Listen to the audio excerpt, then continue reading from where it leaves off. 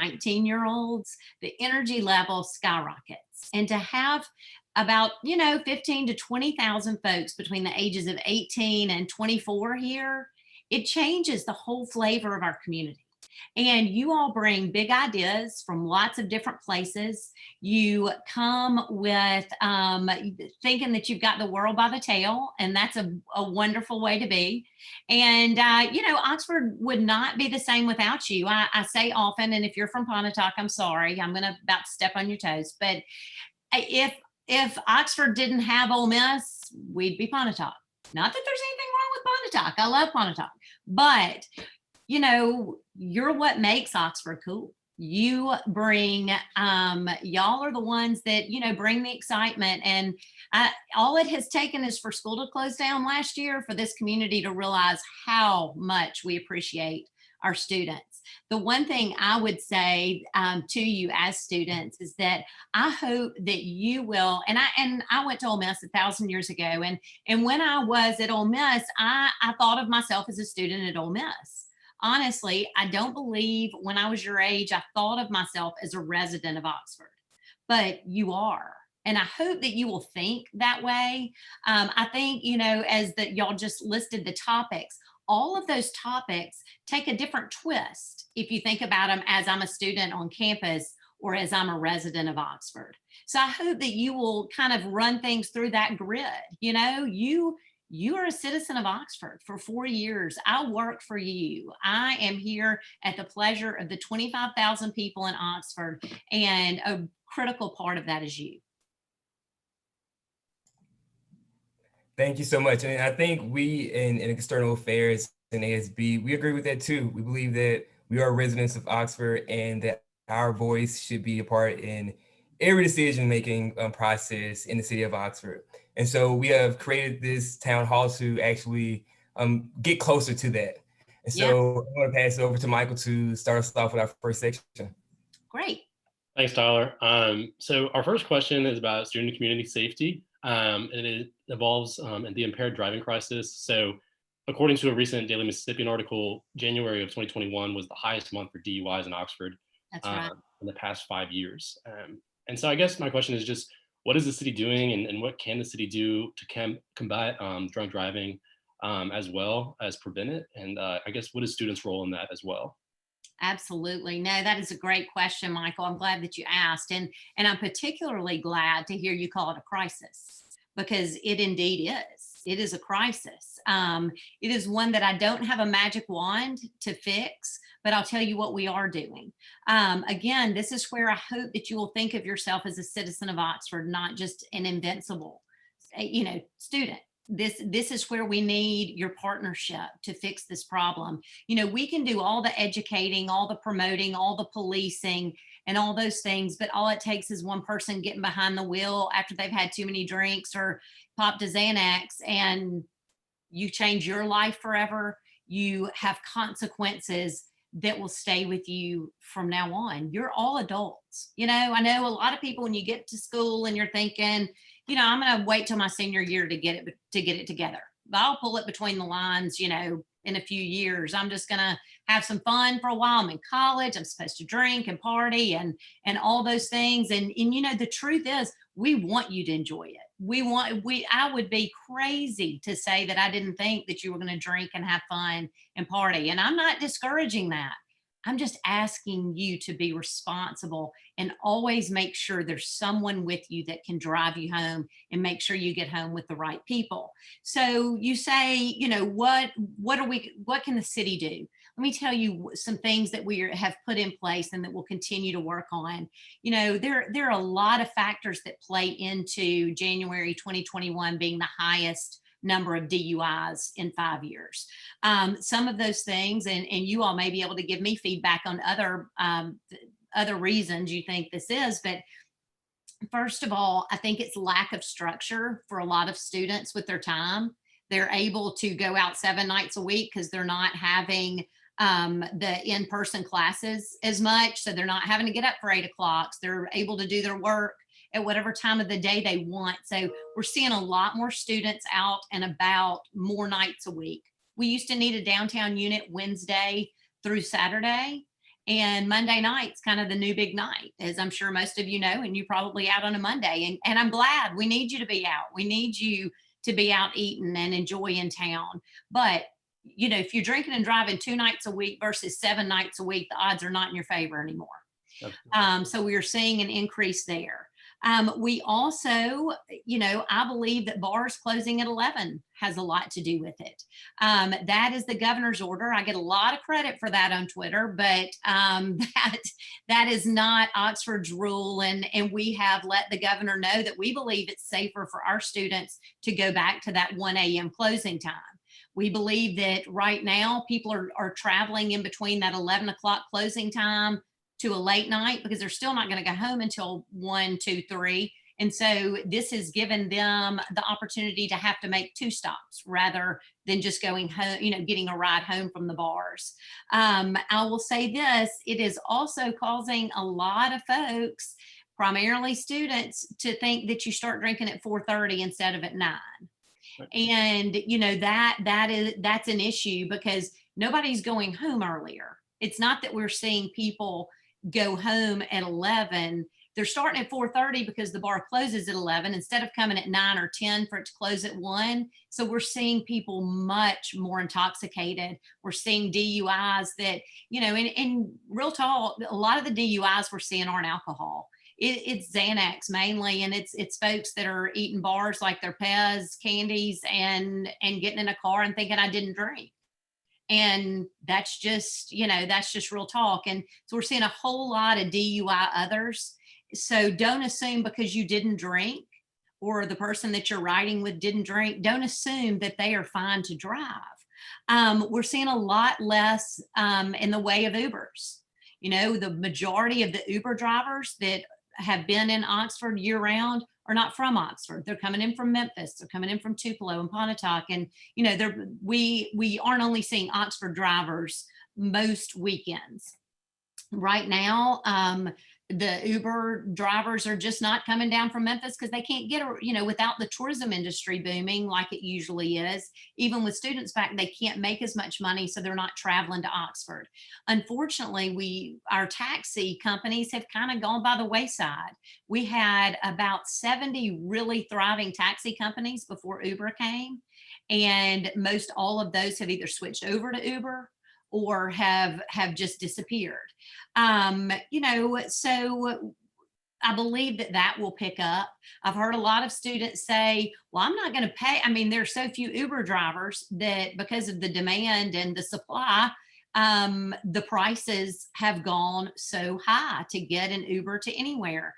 But, I'll have to tell you, I do get accused of being the mom, thinking that I'm the mom of Oxford rather than the mayor of Oxford. And just, that's what you got. Sorry, that's just the way I'm made and that's the way I operate. But I do get a little bugged when I hear students say, I'm not paying $15 to get home from the square, but you paid $40 to go into the bar before you ever bought a drink. Cry me a river, guys. So and that $15 to get home is one heck of a lot better than that $10,000 DUI you're going to get, and that being on your record and whatever else. So just something to think about. So what are we doing as a city? It all starts with education. But now we are stepping up our education, but we're not focusing on saying don't drink. We know that that's going to happen. And so we are saying, hey, be sure you have a designated driver. One thing that we were putting in place right before the pandemic started was a designated driver or a designated driver drop-off area. And one of the reasons we were doing that is so that taxis could stack in a line so that you could walk over and get in a taxi like you see in larger cities or in denser areas. And we think that, one of the reasons we did a little research on why are people drinking and driving? Like what motivates you to do that? And what we heard from quite a few people was I walked out of the bar, we looked for a taxi, there wasn't one to get. So it was kind of rock, paper, scissors. Let's see who's going to drive. And so we know that we do help cut down on DUIs if we have cars sitting there. A lot of people, if it's super convenient and they can jump right in, they're going to take that option. So back behind Boo Ray at the new parking garage, we are going to have a lane for designated drivers, for ride shares, for the outbus, for Ubers, for anyone who is picking up. Now that will also be for your designated drivers. If you've got a friend that's studying that night, they're the designated driver, and they know that when y'all are ready to go home, you're going to call them and they're going to come and pick you up.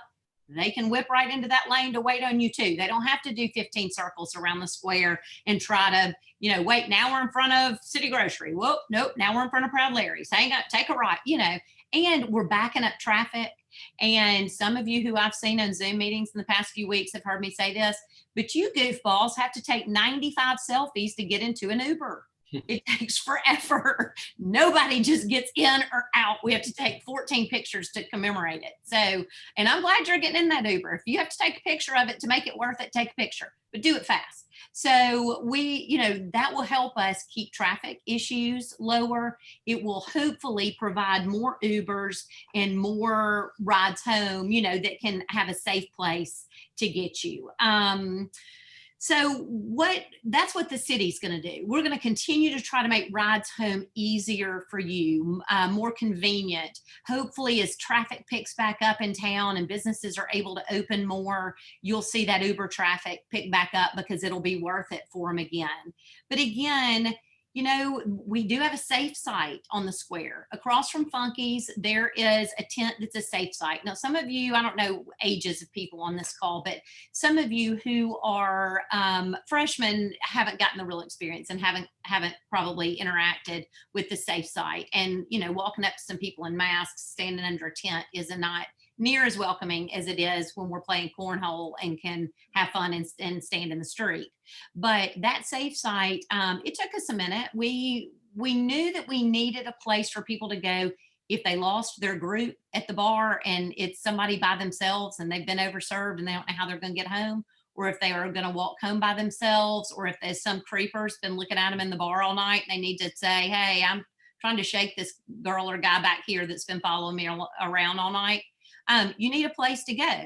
And so we established this safe site. In the beginning, I think students were thinking, oh, nice, you're trying to bait us into a public drunk. We see how this is going to work. And so it took a minute for people to realize that, no, we're not. That is not our intention at all. We want to be able to get you home safely. As the mayor and mom of this town, I feel like your parents sent you to this community, and this community is responsible for your safety and protecting you any way that we can. Absolutely. And that's one of the ways that we can is figure out how to get you home safely. So I would encourage you, if you find yourself in a position at night and you've been to a bar and you're like, you know what, I might could drive, but I probably shouldn't. There are a whole lot of times, there ain't no question you shouldn't.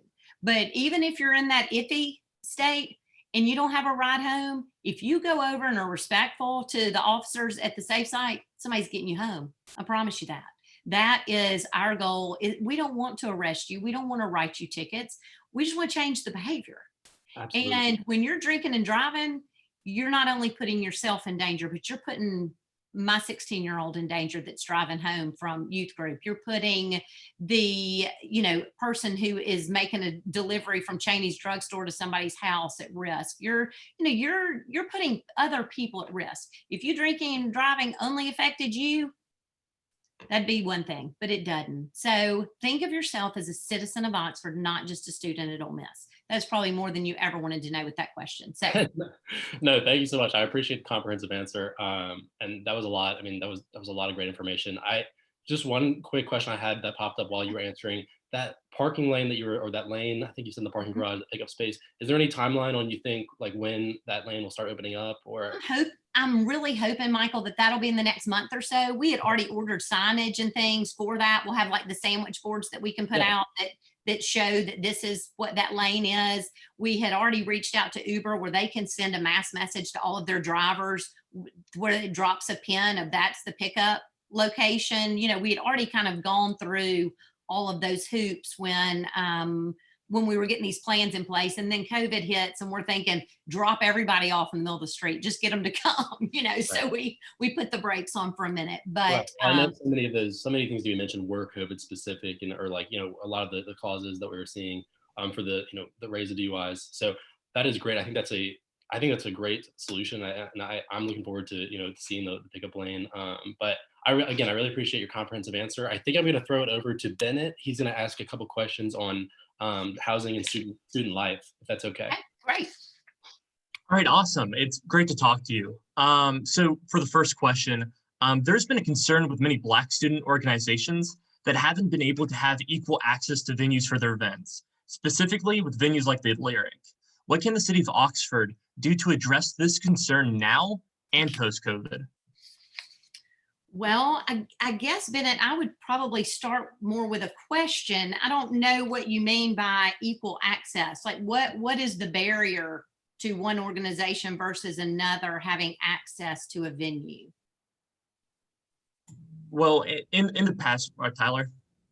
Yeah, I think too with this, in the past, we've heard few complaints of not being able to book a venue or getting just a runaround when it comes to certain attempts to book a venue. And so how do we ensure equal access amongst everyone in our university community? Well, if you want to discuss that about individual businesses, Tyler, you know where to find me. So I would love to talk more specifically about, I don't want to rail on any business here, but I would love to hear specifics on that. I've heard from a lot of different organizations, Black and white student organizations, that have come to me and said, hey, we want to do this. Where should we, where would it be cool to host this, or where, that kind of thing. And now I have seen quite a few, and I certainly agree with them, look at the prices of some of our entertainment venues and the security requirements and those kind of things and say, no, thank you. But it was not based on, they were getting the same rate sheet that everybody else that wants to rent that business was getting as well. So I haven't really experienced different different reception from different venues. Yeah. And to follow up on this too, Yeah. I'm getting other comments in the chat that say that some of the Divine Nine sororities were getting double like the rate of what a non Black sorority would have to pay. Different rates of letting larger groups rent for less, flat out won't rent to them or assessing it as a security risk. And so those have been like the type of concerns even people in the chat are saying. Well, that is one that I would love to address business by business. If you all are comfortable with sharing with me some specifics there, where I can maybe talk to a business owner and see if I can facilitate a discussion, I'm happy to. We have the city properties that are available to you all. Every organization is the conference center. The powerhouse is the Yoknapatawpha Arts Council, but it's a city building that we get them to, they manage that facility. And then the outdoor pavilion that's at the corner of Bramlett and University. Now, to me, that's the most underused facility in the city. It's such a great facility. It's big, it's got some parking, and you've got the parking of the skate park parking behind it and the shopping center across. And, it's to me a very underutilized space that you all should think about a little more when you're planning things, because it's got great visibility.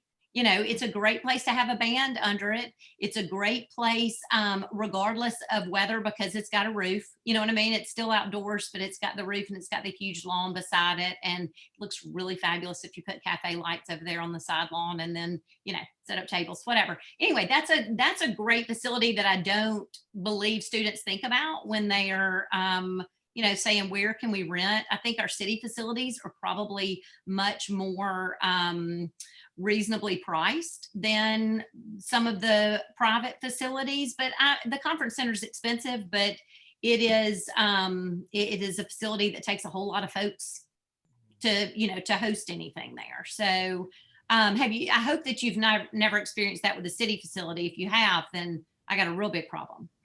Yeah, I definitely think we should utilize the city facilities more. And I think a follow-up conversation on the issue when it comes to private venues, Sure. I think that's something that a lot of people would appreciate. Absolutely. I would welcome that. And then, Okay. Yeah. Thank you so much for answering that. Very comprehensive. And I'm looking forward to the further discussions.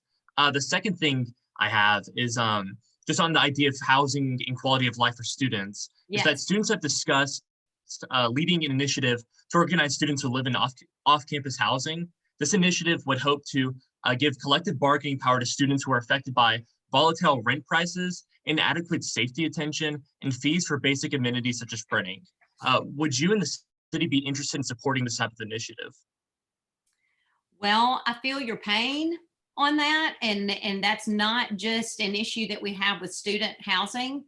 It's a problem that we have in a lot of areas of Oxford, from people purchasing homes at a reasonable rate to commercial rent in the downtown area. That is a kind of a universal problem here. But I will tell you that, we're operating in a free market where prices are determined by unrestricted competition between privately owned businesses. Supply and demand is dictating those things. I will say that we track every year kind of what is the occupancy or rental capacity at the different units, so that we can kind of keep an idea of what that looks like. We're trying to keep the market from being oversaturated with purpose-built student housing. And especially since the number of students, the population has gone down 3 consecutive years. And so we're very conscious of how much purpose-built student housing there is. But I will say that the Ole Miss student market is a very fickle market, and everybody moves to the newest one every time. And so although that's bad for the apartment complexes because they have so much turnover and people are trying to go to that newest one that offers whatever tanning beds and shuttles and free printing and whatever all of the bells and whistles are that they are offering. On the other hand, it does drive the prices down because of availability at some of the other properties. So, we try to find that mix where you don't have so much availability that it causes, people to have issues with their properties, but it also has enough supply that people have a choice. And so hopefully then these properties start to drive down their prices just to get enough folks to live there. It's not that, I guess I would think of it kind of, this is probably what I hear the most from college students these days about prices, is the cover charge. And I have seen all kinds of things written about how the mayor has caused the bars to close at 11. So she has forced the bars to charge $40 to be able to stay open. Come on now. Surely people that are getting a college degree don't believe that. So here's the deal. I've gotten complaints, I've gotten questions from people about, can we start some public movement to say that we are not going to these bars that charge this high price?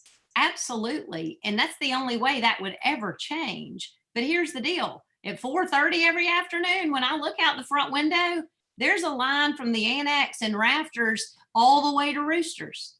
So somebody is paying $40 a head to get in at 4:30. And until they stop paying $40 an hour, $40 a head to get in, that's not going to change until some of these properties see that they can't charge that rent and be full. Then it's just not going to change, Bennett. I can't tell Village Taylor what to charge for a dress, or the Graduate what to charge for a football game night, or I'm trying to think of all the, there are all the different retail and services that, the mayor and board just we don't get into telling private businesses what they can or can't charge. Here's another example. On the square, there are landlords that raise the rent on these folks all the time. Do I think it's fair? I absolutely do not. I've heard of circumstances that are just ridiculous, what some of the landlords are doing. And I know I'm in a public meeting saying this, but I've said it to them too, so they won't be surprised. But the deal is, they'll say, when I say, you're running out businesses that are the core of our community that have been here for so long and are now struggling to pay their rent. It's ridiculous. And they're like, I got 3 people in line behind them. And until the pandemic, I can promise you, in the 33 years that I've lived here, there hadn't been a vacant building for more than 2 days. If somebody's moving out, somebody was moving right in behind them. So they continue to keep raising those rents. So it's got to be market driven. It does. And that's a painful process. I mean, that looks like kind of what we're looking at right now with 3 or 4 buildings on the square that have been vacant for about 6 months. And I think that the prices will probably have to come down for those to be rented. So that's how the market rights itself. But it is not that I'm not sympathetic to what you're saying. And I've got a junior in college, and we're having the same deal figuring out where she's going to live next year, and the rental prices make my head swim. So it's not that I don't understand or sympathize with it, but an honest answer is I don't think that the mayor and board of aldermen will get into telling businesses what they can or can't charge. You all will do that by where you choose to live and where you choose to pay cover charges and all that kind of thing. And I don't blame the bars for charging that. I'm not being negative about the bars. Students are still going. Their business isn't being hurt by charging that. So until, I mean, that's just the way it works. If they've got a line around the block that's willing to pay it, what you're paying, the price is posted. So for a while people would say they're price gouging. Well, if the price is posted and you chose to pay it, they didn't price gouge you. You may not have used very good judgment, but they were not price gouging. Okay. Thank you so much for the honesty in your answer there. I'm going to go ahead and pass it down to Anna so she can get some of the questions from the people that are in the community, the chat. Okay. Yeah, so y'all can continue to send me or any of the hosts any other questions that you would like to ask Mayor Tannehill. But just to kind of kick us off, to kind of loop in, we were going to talk about COVID response a little bit. So what is the ongoing COVID response plan looking like? And then a question from Braden Ball in the chat, will we see bar capacity increase anytime soon? Well, 2 things. The bar capacity is dictated by the governor. We have the only restriction that we have in place that is not there per the governor's executive order is outdoor gatherings. We have those at 25 and the governor has them at 50. And I feel like we will change that in the near future, but everything else that is in place right now is Governor Tate Reeves' executive order. And we are under the authority of that order. We're allowed to be more strict, but not more lenient. So the mask mandate, the bar closing time at 11 o'clock, the capacities in restaurants and bars, the restriction that you must be seated at a table, all of those things are in the governor's executive order. They are not, and the truth is, I'm not throwing stones at him. We're all doing the best we can do in a pandemic to figure out how to safely reopen. However, Oxford's done it really, really well. And we had 8 new cases today. I mean, every community around us had triple that. And we have been very cautious, frustratingly so, I know, to a lot of folks. But I think it's why all the students are back. And I think it's why the bars have lines out the door.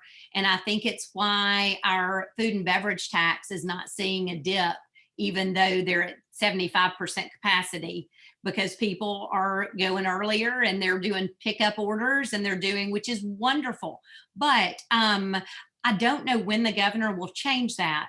Unfortunately, when he puts in place this one size fits all kind of deal that he's done, if you look at what's going on in Jackson, which is his backyard, you wouldn't lower you wouldn't say, yes, let's put more people in restaurants.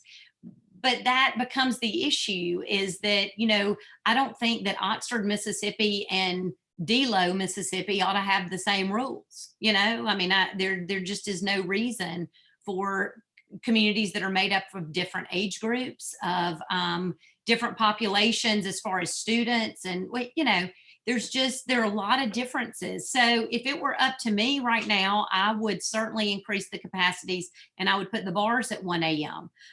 But we can only be more stringent, not more lenient. I think both of those things would actually help our numbers. In fact, I mean, I think that those would be positive changes. Looking at COVID, the things that we continue to look at are our hospital numbers. Today, we had 46 available beds at Baptist Hospital. Our hospital's doing great. We had 7 available beds in ICU. And although there were about 16 people who were in ICU today, not a one of them was in there with COVID. This is the first day I have seen probably in 8 or 10 months that we had 0 COVID patients in ICU today. And we only had 20, like I said, in regular rooms. And we'd been around 50 for about 3 months. So our numbers are looking great. This is a marathon, not a sprint. I know you're frustrated with it. I promise you I am too. And I am so tired of being the wet blanket. You have no idea how tired I am of going, everybody wear your mask. I'm so tired of that mask. I'm with you. I get it. I'm not trying to talk you into liking it at all. I'm just telling you, it's how we get to the finish line. So the finish line, when, people say, is the light on at the end of the tunnel yet? It is. And that's because we are giving almost 1,000 vaccinations a day at the National Guard Armory. As of yesterday afternoon, we had vaccinated 7,893 people from Lafayette County. Okay. Our population's 25,000. Now, that doesn't count folks that aren't from Lafayette County that are here in school. So just so you know, we've probably vaccinated closer to 15,000 people, but we vaccinated 7,893 that reported Lafayette County as their home. So that's the light at the end of the tunnel. Once vaccines are readily available to everyone, it's everybody's own choice. The government has no role, in my opinion, of putting mandates in place to keep you safe. At that point, when it's readily available, you decide. So I am, you can still wear a mask or you don't have to. You can get a vaccine or you don't have to. You can stay at home, you can go out, you can lick a buggy at Walmart, whatever makes you happy. So, it's really, it's going to be up to each individual then. Until that point, we got to keep pushing forward. But I want us to have a regular spring football game. I want us to have concerts on the square. I cannot wait to walk through a restaurant and hug everybody I know at the bar. So we're getting there. We really are.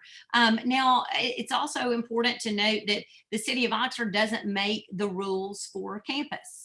So the rules that are in place on campus, from group gatherings to in-class meetings and those kinds of things, are decided by university leadership. We've had very close conversations through all of this, and I think everybody's headed in the right direction. But I do get lots of emails from people's mamas saying that they're really upset about this or that. And I, unfortunately, well, not unfortunately, thank God, I don't have the power to change any of that. I do enough that I get in trouble for. So anyway, we will continue to look at hospital capacity. I don't think that you will see us go backwards anywhere, only forwards. And hopefully we are just close to y'all getting vaccines on campus and us being able to knock those out at the National Guard Armory. And hopefully we're about ready to swing back into full motion. That's great. And I look forward to the day that we're all vaccinated and can be doing this in person. Amen. I have a couple of follow-up questions about DUIs and impaired driving. So The first one is the answer to get students to act in a way that is healthy to shame them into that, or how can we work better against developing a shame culture that only worsens student problems and alienates them? And that's from Nicholas Castellanos. Maybe I'm missing something, and maybe Nicholas can give me some information that is contrary to this, but I don't know that anything that we put out is certainly the goal of it would not be a shame culture. Our goal is to get you to have a designated driver. Our goal is not to say, don't drink, don't party, don't go out. It's just to say, make sure one person in your group, whether they're at home studying and come and pick you up later, or whether they go with you, or whether you're all committed to making sure you all get in the same Uber to go home. I don't think there's any shame in that game. I think that is just being a grown-up. That's making a grown-up decision and being safe. DUIs certainly are a necessary evil. They're terrible. They can hang with you for a long time. And, if that's what you mean by shaming people, I don't really, that's just one of those, it's a necessary evil. If we see somebody swerving, if we see somebody, we've had quite a few DUIs lately that are going the wrong way under the square, from like coming up Jackson Avenue East at the Episcopal Church and coming up the wrong way, and those kinds of things that are, you got to stop that person. We can't let them drive and hurt themselves or other people. And there are lots of different scenarios, obviously, but I certainly our goal is not to shame people, but just to, and it's not to give tickets and it's not to give DUIs, it's to change behavior. So hopefully more people will find Ubers, and hopefully there'll be a line of taxis and cars waiting on you when you come out of the bar and walk over to this new designated pickup lane. And then the second one that I got is from someone who wants to be anonymous, but could the spike in DUIs partially be the result of police officers shutting down house parties and telling everyone they have to leave immediately? And then they also had a follow-up question about, are those regulations with house parties Oxford regulations or Mississippi State regulations? Okay, two things. I hadn't thought about that, about, are we increasing DUIs when we tell everybody to go home? I think that if you were standing in the front yard and said, I'm waiting on my Uber, certainly a police officer is not going to say, boo, run. And so I think that I think that there would be ways to navigate that situation, certainly, but it's one I'm going to bring up to our chief, because I don't think that's a bad point. Right now, the governor's orders for social gatherings are 10 people inside and 50 outdoors. We changed it from 50 to 25 because the calls that we get are typically in places with a balcony, and 25 people out there on that balcony aren't doing anybody any favors during a pandemic. So that is, how we arrived at that number. We spent a lot of time talking about, well, what if it's a large backyard? What if it's a balcony? What if it's a patio? What if it's a garage? There's so many different scenarios. And so we just left it at that. Now, understand that when an officer goes to a party, 9 times out of 10, it's because somebody's called and reported it. We don't spend time driving around looking for parties. Probably should do more of that, honestly, but we have not. It's typically someone has called and there's a noise violation, and those noise violations are just in our ordinance. That's not COVID related. I mean, parties are broken up because they are too loud or too large or what have you, on a regular basis. That's what happens in a college town. That's no different than any other college town. But right now, the governor's order says 10 inside, 50 outside. Our rule is 25 outside. So I guess it's both of us. Awesome. Thank you for that clarity. One question from Katie Williamson was, is there a path forward, or what is the path forward to allowing university residents to vote in Oxford municipal elections? Well, you can vote in Oxford municipal elections if you don't live on campus. On campus is not in the city limits. I think she meant that it's not in the city limits. Okay, if you live on campus, it's not in the city limits. That's considered Lafayette County. And I don't think that will ever change. As far as the original land grant of the university, that is considered Lafayette County, and that's why it has its own police department and post office, and it's its own little town. So that I don't perceive that would ever change. But students who live off campus are certainly welcome to vote in city elections, and I think you have a very important voice in city elections. And you can go and register right now. Beginning February 19th, you can start to absentee vote for the primary in April. And then our general election will be June the 8th. So I would have to look, I can't remember. I think it's 30 days before the election that you have to be registered by. So go and get registered at the white building behind me. Thank you for that. So a couple people have asked me to ask about the rise in violent crime that has seemed to be happening in Oxford recently. And so just kind of what your thoughts are about that. And then specifically someone asked about the increase in violence in Highland Square due to it becoming public housing. Yes. Well, it has not become public housing. I'm not sure what that means, but I mean, it's still rental apartments. I don't know if they have put some type of income requirement on it or something. I don't know about that, but it has not become Oxford public housing. Highland Square and Taylor Bend are the two developments that we have seen the highest increase in issues with. And one way that we are addressing that is we have just appointed an OPD officer to be a community resource officer. And he is tasked with working with each of these large student housing complexes to find some solutions to some of the issues that we're seeing. He is meeting with the owners. He has spent a lot of time with the owners of Highland Square and Taylor Bend recently, and they are hiring private security. We are talking to them about measures that they're going to have to put in place in order, cameras wise and things, to be able to track some of the crime that's occurring there. We have a lot of safety concerns in those two developments. I would be lying if I said any different, but we're working on them, and we are asking those owners to allow our community resource officer to host meetings with the residents in those developments, to have kind of town hall meetings like this where they can talk about, here's some things I'm seeing. You know, nobody knows better than the people that are living there, and seeing cars come and go and knowing what times of the day or night are problems or what people are problems, what have you. So they will continue to do that. But also we have divided the city into beats. And so we are patrolling in beats, which is kind of an old fashioned way to do it. But we have gone back to the beat system. Beat 4 has the highest crime rates, or the highest number of incidences. When you say crime rates, people think, terrible stuff. But just somebody stealing the sunglasses off the dashboards, is a crime. So Beat 4 has the highest number of incidences, and that's Old Taylor Road, basically.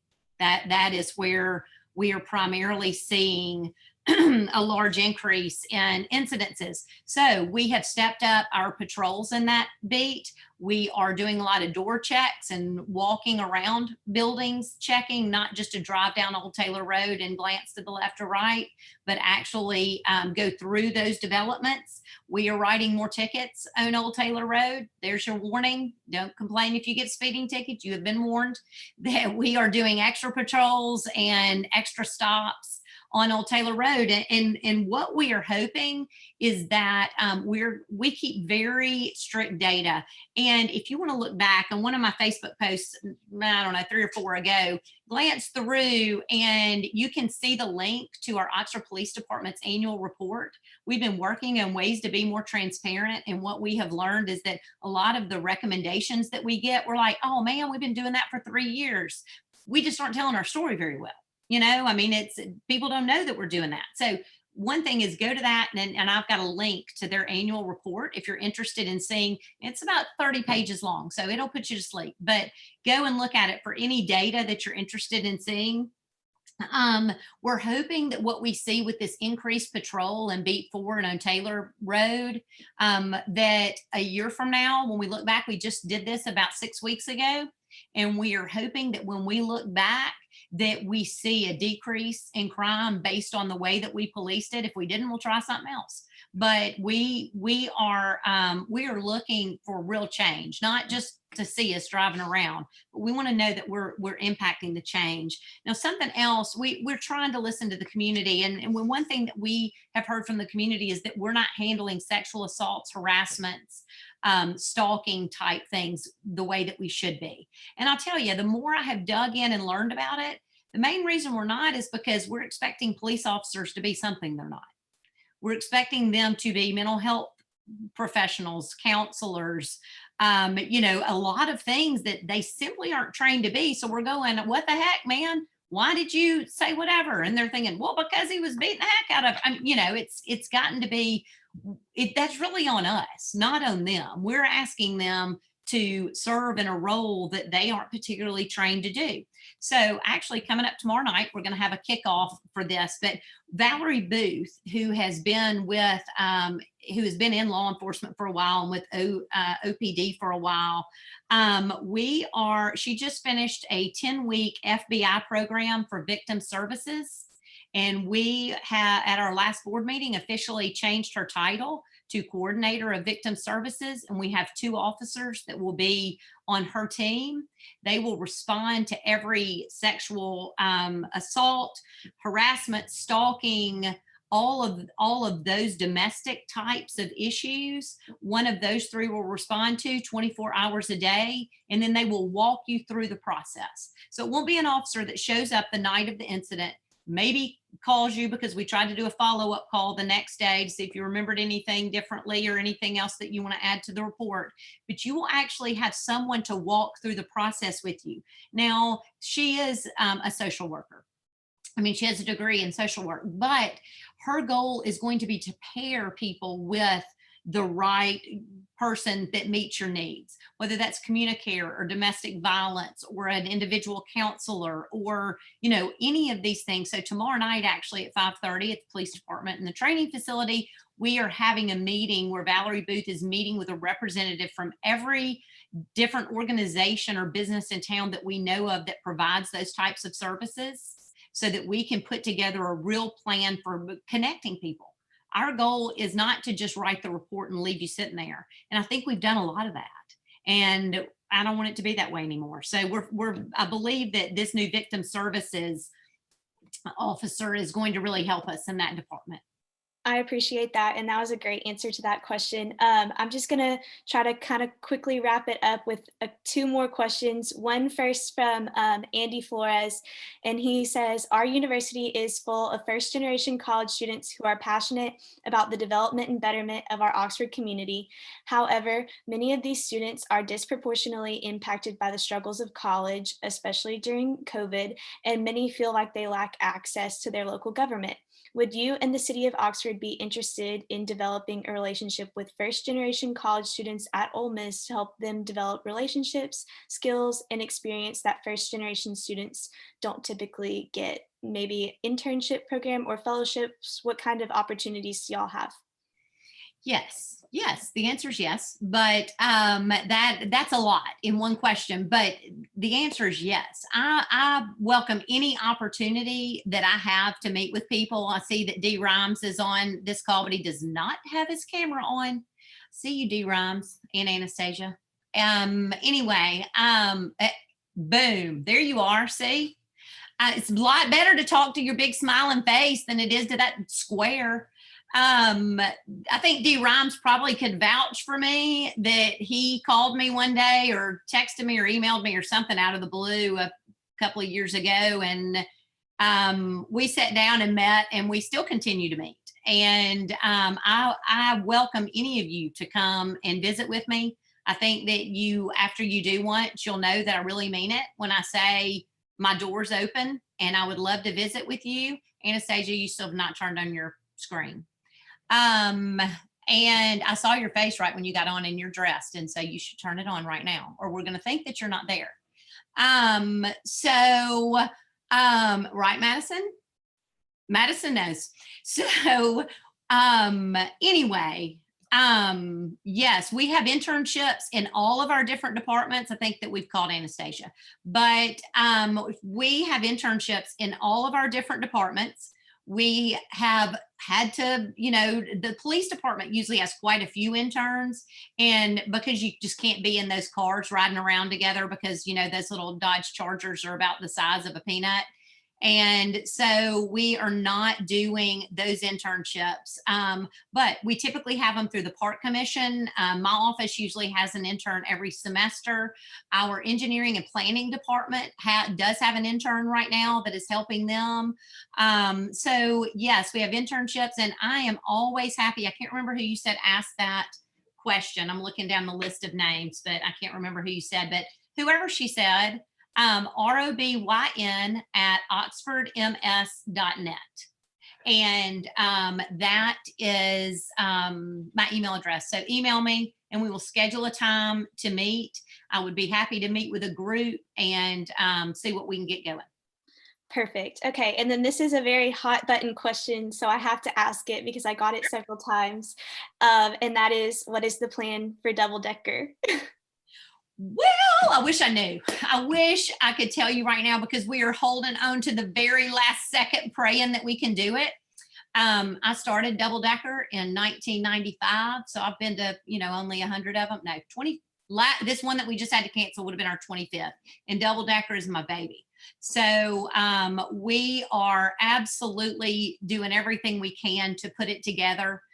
We are right now at that final deadline where we've got to commit to bands and with deposits. And, any of you who have been on student programming board and know that once you've committed to them, you're paying them whether you cancel or not. They were very generous with us last Double Decker and letting us, cancel without huge penalties. But they are, they're not willing to do that round two. So those are the conversations that we're having. What we are talking about right now is there will be something that weekend, because we're not giving up on that weekend. It may not be the double decker that you have traditionally known and loved, but we also are planning a year's worth of celebrations. We have been working on that. And, when there was the pandemic of 1918, and after that came the roaring 20s, it's because people were pissed. They'd been in their house forever and they were like, dude, we have got to get out and do something. And there was huge growth, huge celebrations. And that's what we're going to have. And I'm already planning them. And y'all are going to be part of it. So we are going to have music. We're going to celebrate music, food, and art. We may have to do it in smaller venues. We may have to do it in 10 places around town on the same day. We may have to do, we're getting as creative as we can to be able to facilitate that for a year. I think we have been locked up for a year and we need to celebrate for a year. So that is the plan. So I wish I could tell you exactly what Double Decker held. My gut tells me it's not going to be the Double Decker that we all know and love, but it's also not going to be nothing. So hang with us. We're getting there. Well, thank you for that. And I'm sorry to anyone whose questions we couldn't get to. We're running a little short on time. So I'll throw it over to Tyler to close this out. And he put Mayor Tannehill's email in the chat. So if y'all would like if you had questions that we didn't get to, feel free to email me. I'm happy to respond to you. All right. And thank you so much, Mayor Tannehill. We touched on a lot, from safety to the DUI crisis to access to venues on the square. And of course, we want to continue following up with these questions, with this conversation. I also wanted to ask though, you mentioned the importance of telling the city of Oxford story through data.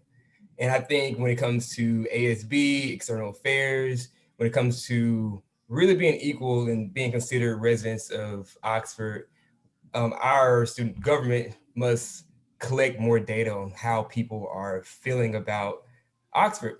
And so I wanted to follow up with the data on the vacancy of the housing complexes. Yeah. Mm-hmm. Is that public data, and can we have access? I'll have to ask that question. Our planning department and the university's Oxford Housing Department both collect that information. So yeah, probably. I mean, I don't think it's ever been requested before by anyone. So, but yeah, I mean follow up with me on that. But our planning department tries to keep track of that, like I said, to gauge how many, are we about to oversaturate the market, that kind of thing. Right. And I know that the university's housing department does too.